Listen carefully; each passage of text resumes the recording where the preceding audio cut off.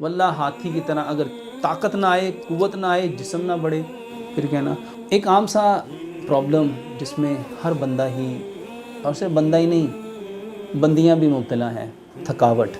اور تھکاوٹ کی ایک بہت بڑی وجہ، جو 10% لینی تھی وہ 70% کھا رہے ہیں، جو 70% لینی تھی وہ 10% کھا رہے ہیں، اور آپ فخر کرنے لگ پڑے ہمارے گھر میں ہر سبزی میں مٹن پکتا ہے۔ السلام علیکم ورحمۃ اللہ وبرکاتہ۔ الحمدللہ رب العالمین، والصلاة والسلام علی سید الاشرف الانبیاء والمرسلین، اما بعد فاعوذ باللہ من الشیطان الرجیم، بسم اللہ الرحمن الرحیم، رب اشرح لی صدری ویسر لی امری واحلل عقدۃ من لسانی یفقہوا قولی۔ ایک عام سا پرابلم جس میں ہر بندہ ہی، اور صرف بندہ ہی نہیں، بندیاں بھی مبتلا ہیں، تھکاوٹ، جسم میں درد۔ آج ینگ وہ نوجوان بچے، وہ لڑکے، وہ لڑکیاں تھوڑا سا کام کرتے ہیں تھک جاتے ہیں۔ کسی کے سر میں درد ہے، کسی کے شولڈر میں درد ہے، کسی کے کمر میں درد ہے، کسی کی ٹانگوں میں درد ہے۔ چھوٹے چھوٹے بچے رو رہے ہوتے ہیں، ماں کو کہتے ہیں میری ٹانگیں دباؤ، میری ٹانگیں درد ہو رہی ہیں۔ تھکاوٹ یہ کہاں سے آ گئی؟ میرے محترم بھائی اور بہنوں، اس کو سمجھنا بہت آسان ہے۔ بدن کو جس چیز کی ضرورت تھی، جب ہم اس کو وہ نہیں دیتے، تو بدن ایک انڈیکیشن دیتا ہے جس کو تھکاوٹ کہتے ہیں، جس کو تھکان کہتے ہیں۔ صبح اٹھتے ہی، ساری رات سوئے ہیں، صبح اٹھتے ہی بندہ تھکا ہوا ہے۔ رات اس لیے آرام کیا تھا تاکہ باڈی پریپیئر ہوتی، ہیل ہوتی، دوبارہ سے نئے دن کے لیے وہ ایکٹیو ہوتی، فریش ہوتے۔ انفارچونیٹلی نہیں ہے۔ سبب ایک، باڈی کو جو چاہیے تھا وہ دیا ہی نہیں۔ باڈی کو پراپر ڈائٹ چاہیے، اس کو 70% کاربوہائیڈریٹ چاہیے، 20% اس کو پروٹین چاہیے، 10% اس کو فیٹ چاہیے، اس کو وائٹامن چاہیے، منرل چاہیے، الیکٹرولائٹ چاہیے۔ ہم نے دیے ہی نہیں۔ میرے محترم بھائی اور بہنوں، اس کو سمجھنا بہت آسان ہے۔ آپ بہت اچھا کھانا بناتے ہیں، صرف اس میں سے ایک نمک نکال دو، اور آپ کو ایک نمک کی کیا ویلیو ہے؟ 8-10 روپے کلو نمک ہے، اور اس میں تو صرف جانا ہی آدھی چمچ ہے۔ آپ اس میں سے صرف آدھی چمچ نمک نکال دو، کیا وہ کھانا ٹیسٹی ہوگا؟ جس طرح اس کھانے کو کمپلیٹ کرنے کے لیے جب تک اس کے انگریڈینٹس پورے کے پورے نہیں دیے جائیں گے تو یہ ایک مکمل کھانا نہیں بن سکتا۔ اسی طرح مکمل صحت کے لیے جب تک آپ ساری چیزیں اپنے بچوں کو نہیں دیں گے، اپنے بڑوں کو نہیں دیں گے، بیٹوں کو نہیں دیں گے، بیٹیوں کو نہیں دیں گے، باپ کو، ماں کو نہیں دیں گے، وہ کبھی ٹھیک نہیں ہو سکتے۔ اس کا ایک لا آپ کو بتا دیتا ہوں۔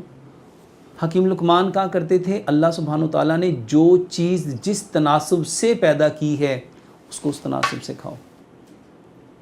پوری کائنات میں اب جس ملک میں مرضی چلے جائیں، سب سے زیادہ آپ کو جو چیز نظر آئے گی وہ پھل اور سبزیاں ہیں۔ ہمارے جسم کو 70% پھل اور سبزیاں چاہیے۔ 20% آپ کو اجناس نظر آئیں گی، جس میں گندم ہے، چاول ہیں، چنے ہیں، دالیں ہیں، جس میں ساری کی ساری اجناس ہیں، جو ہے، باجرہ ہے، مکئی ہے، جوار ہے۔ یہ 20% چاہیے، اور پیچھے 10% بچتا ہے اینیمل پروڈکٹ، دودھ، دہی، لسی، مکھن، گھی، مٹن، بیف، چکن، انڈے، دودھ سے بنی ڈیری کی پروڈکٹ، دودھ سے بنی بیکری کی آئٹم، دودھ سے بنی ساری سویٹس اور ساری سی فوڈز۔ یہ آپ کی باڈی کو 10% چاہیے۔ انفارچونیٹلی یہ آپ لوگ 90% کھاتے ہیں، اور تھکاوٹ کی ایک بہت بڑی وجہ، جو 10% لینی تھی وہ 70% کھا رہے ہیں، جو 70% لینی تھی وہ 10% کھا رہے ہیں، اور یہ سبب ہے۔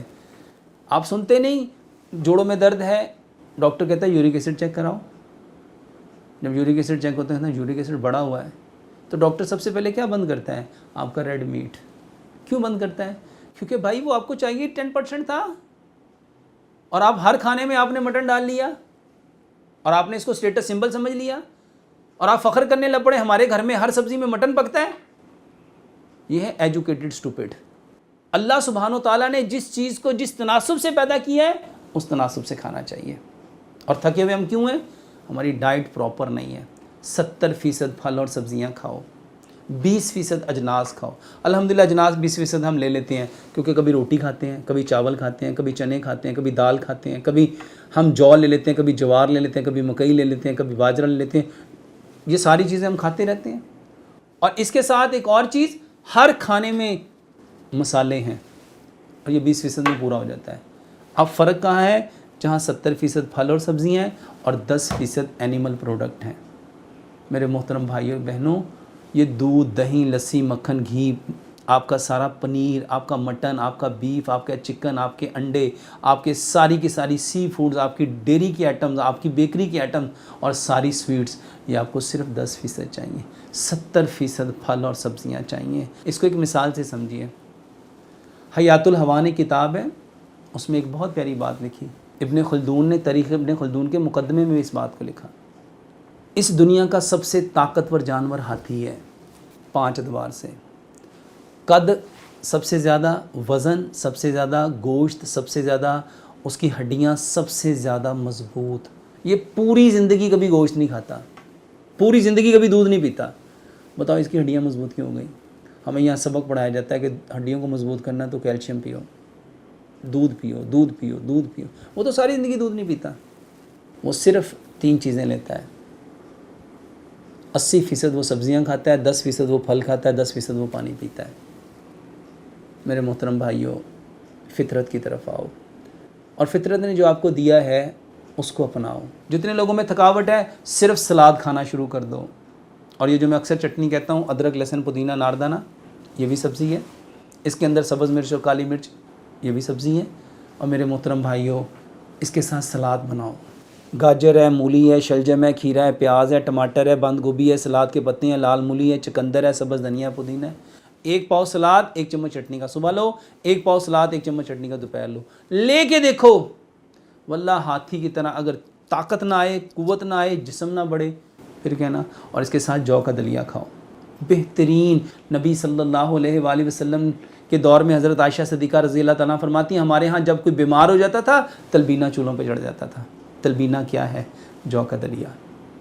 اس جو کے دلیے میں میرے محترم بھائیوں، اس میں 2 بادام ڈالو، 2 کاجو ڈالو، 2 پستے ڈالو، 2 اخروٹ ڈالو، 2-3 چٹکیاں سفید تل ڈالو، 2-3 چٹکیاں چاروں مغز ڈالو، 2-3 چٹکیاں اس میں کشمش ڈالو، 2-3 چٹکیاں اس میں سونف ڈالو، 2-3 چٹکیاں اس میں خشخاش ڈالو۔ اس کو کوٹ لو، بہترین آپ کا ٹونک تیار ہو گیا۔ اس کو دودھ اور گڑ میں بناؤ، اور اس کے بعد کوئی سے 5-7 پھل لو، اس کو گرائنڈ کرو، اس کی سمودھی بنا لو، اور اس کو بھی جب جو کا دلیا ٹھنڈا ہو جس میں ڈال لو۔ یہ تھوڑا سا صبح لو، تھوڑا سا دوپہر لو، تھوڑا سا شام لو۔ طاقت کا خزانہ ہے۔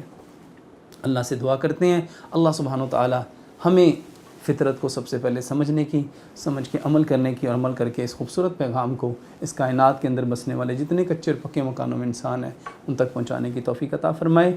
وما علینا الا البلاغ المبین۔